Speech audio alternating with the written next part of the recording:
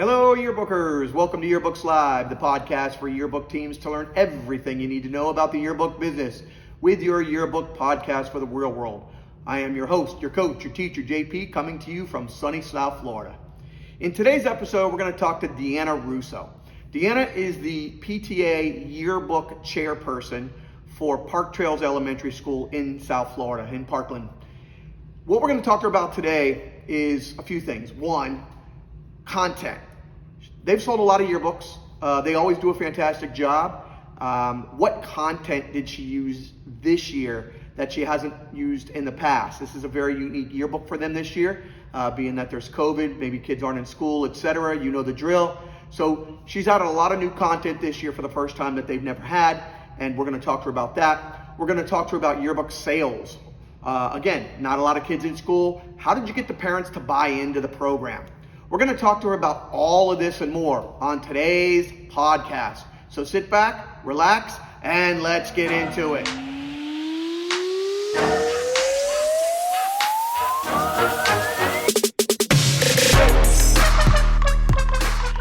All right, so Deanna, tell me a little bit about yourself and how long you've been working with the yearbook at Park Trails.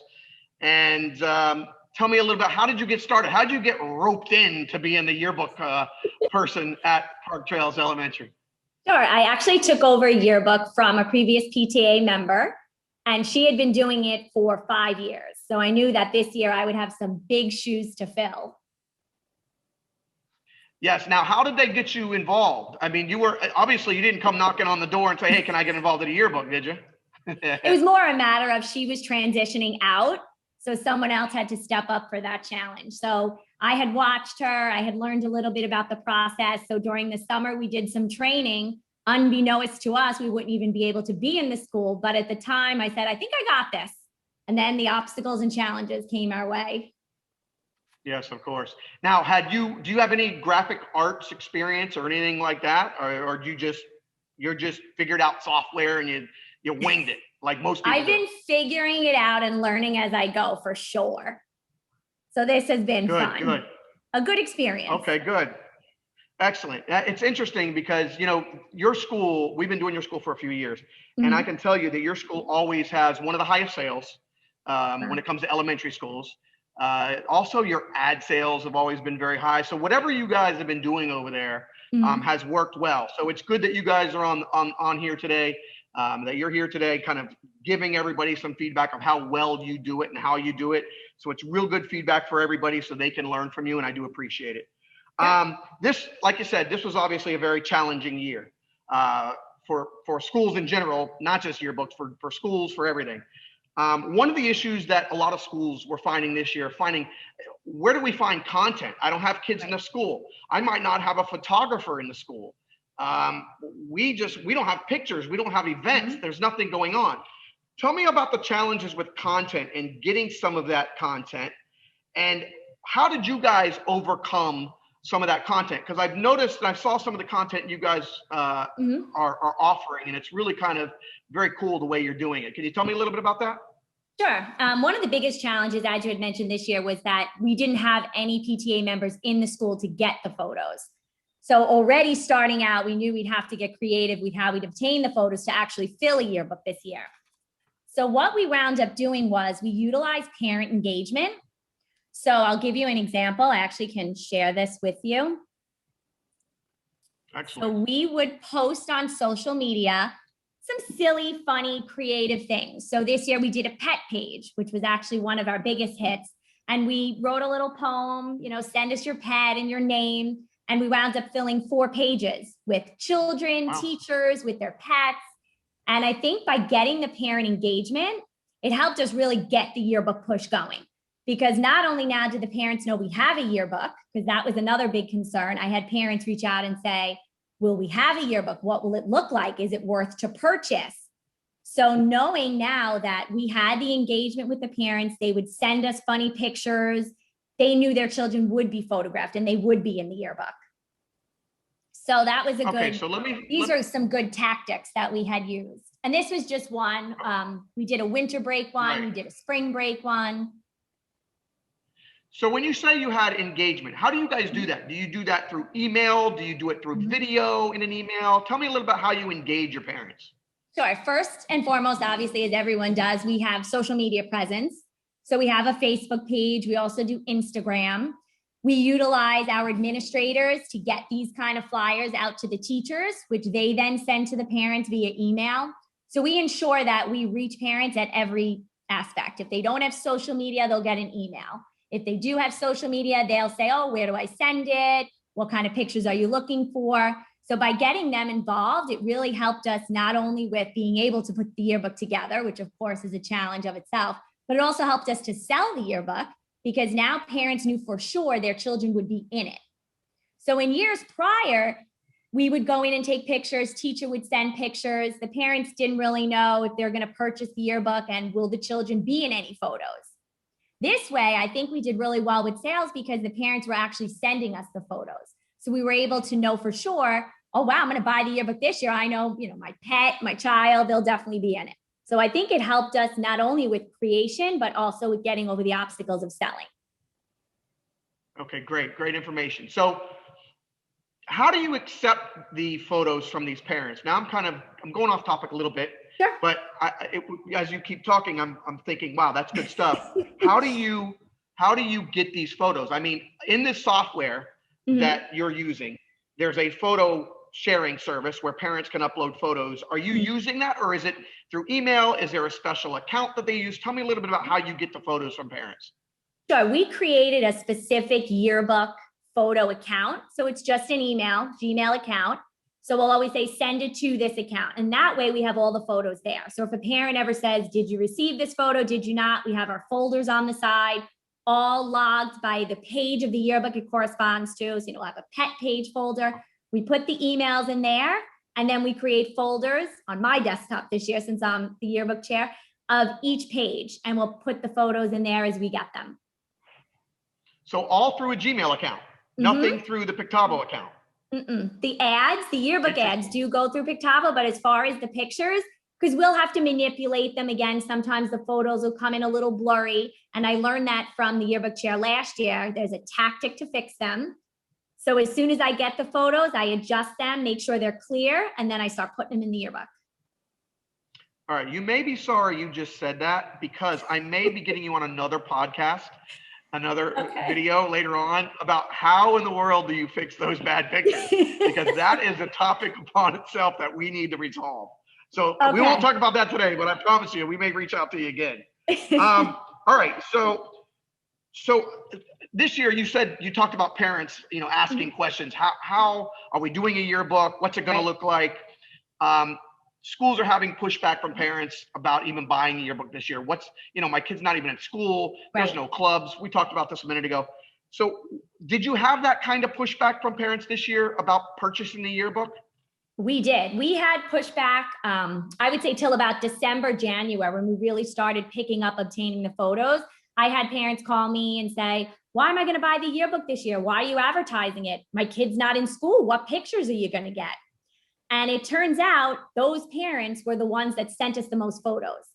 So we did a distance learning page where all the parents would take pictures of their children at their computers, just virtual learning and being at home.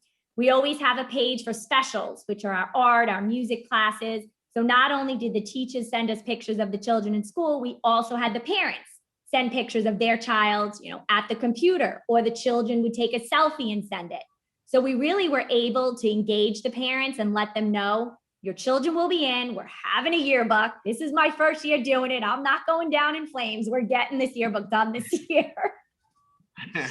Well, good, man. That's real good. So that's interesting. Yeah, we're finding that there is some pushback, and we're trying to find ways. Schools are trying to find ways to help drive up those sales lows. We understand. Right. You may have sold 600 yearbooks in the past. This year, you're probably not going to sell 600 yearbooks. We understand that. Most schools. Right. I don't know about you guys. You guys do such a great job. You might sell 700. I don't know. But we understand that it's a little bit more challenging this year, and there does need to be a little bit more. You need to educate the buyer, the parents, about, like you said, there is a yearbook. There are students that are going in the yearbook. It's a different looking yearbook than you've ever had before. which that's why we've been telling schools it may be the most interesting, best yearbook you ever had, because it's going to be like none you've ever had before. And probably, hopefully, crossing fingers, it'll be nothing like you'll ever have again. Hopefully. Right. All right. You guys always sell a very significant amount of ads, those personal ads that we talked about a minute ago that you guys are doing, your parents are doing in Pictavo. One of the things that a lot of schools have issues with is getting that parent involvement, meaning the parent, look, we're all busy. We all get it. I told you when we started, you know, you're a mom, you're a wife, some are teachers, they're on the PTA, they're, you know, you got baseball, football, yearbook, everything else. Everybody's busy. So it's difficult to sometimes find the time to sit down for that 15, 20 minutes and design those ads for those students. It's easy if you're doing just fifth graders, because we know, you know, let's really be honest, no offense to dads, but the moms are the ones that's doing this for the most part. Not all, but the moms are doing this. And it's important for moms to get their fifth grader, their quote unquote graduating ad in the yearbook. Right. So what do you guys do that generates so much buzz in your school that so many people, so many parents participate in that ad buying process? Sure. I know that we have, our principal is very much behind the yearbook. So she'll continue also to send out messages and say, fifth graders, get your ads in for the yearbook. We also do Who's That Baby, the fifth grade baby ad page. So she'll propose, you know, get your ads in. We got to get them in. Make sure your child's featured. The teachers, they also help us. They'll send out their emails to the parents on their distribution and say fifth grade ads are coming due. And I think this year, since it's going to be such a different year and there's not going to be a typical in-person graduation or a typical in-person party, more parents reached out to do ads this year. And I think because of the fact they won't be able to celebrate their children in the traditional way, the ad was a way to get that celebration going. So it was a way to say, hey, you're graduating. This is super special. We may not have a party this year, but you're going to have a great ad in the yearbook. So we brought back, we hadn't done in previous years, the full page ads, and we wound up doing really well with them. And I think it has to do with that fact. We were talking with parents, things are different. This is a way to celebrate them. We're also doing yard signs and things of that nature. So I think the world kind of changed the way we pitched our yearbook ads, but we were able to get as many parents as we usually do, and some extra even this year, trying to get those ads in to celebrate the fifth graders. Very good information, really good. That's interesting. You mentioned something a second ago. I just want to kind of go back to. You mentioned that the principal is very involved and very, you know, a big supporter of the yearbook, and that is so important. That relationship between PTA and the principal, assistant principal, administration, that relationship is very, very important, and it's fantastic that you guys have that. When you said the principal puts out a message, so is that principal doing that in email and on your social network, on the school social network, or is it the PTA social network, or do you have both? We have both. So PTA has our own social media and the principal has her own as well. She does a weekly Friday call where she checks in with parents and gives them an update. So in each of those calls, she'll mention the deadlines for yearbook. Oh, parents, make sure you send in your pets, or make sure you buy your yearbook. So she always promotes and supports what PTA does. And that call is important because, again, as I mentioned, not all parents have a social media presence, or they may not be on our PTA distribution. So not only do we reach the PTA parents, but through her message, we also reach the community, the entire school. So having her support for us has been monumental in getting the messages out that we need to. Yeah, that's really great. You have her support like that. We want to make sure. We hope a lot of PTAs and principals listen and watch this, and we hope they can. You know, most schools, I have to say, most schools that we work with, that is the case. The principal and the PTA do have that camaraderie, that support. That's great. But, you know, as you can imagine, there are some that might not, and hopefully they hear this and they'll do better, hopefully in the future. I really want to thank you. You've been great. You've been fantastic. Some of the information is going to be very, very beneficial to a lot of people, and I do really much appreciate it. Tell me, if anybody has any questions, if they wanted to email you, is that something you'd be willing to Now, before you say yes, Okay. you may get one email, you may get 1,000. I don't know. if I don't know if you want your email clogged up. If you want to give that out, you're more than welcome. If anybody has any questions, they're more than, No, I'd be happy to help. I took over again from someone last year, so I was in the learning process. I know what it's like not to be able to do it. I know what it's like to get bombarded with pictures that aren't clear. So I'd love to help because I've had great help. So I'd love to pass it forward. My email is drusso, DRUSSOPTA @yahoo.com. All right, excellent. We'll put it on here too. All right, Deanna, I appreciate it very much. You've been fantastic again. Thank you so much. And thank you all so much again for your support with the Yearbook Life. We do appreciate it. Thank you, John. Thanks for having me. You have a great day.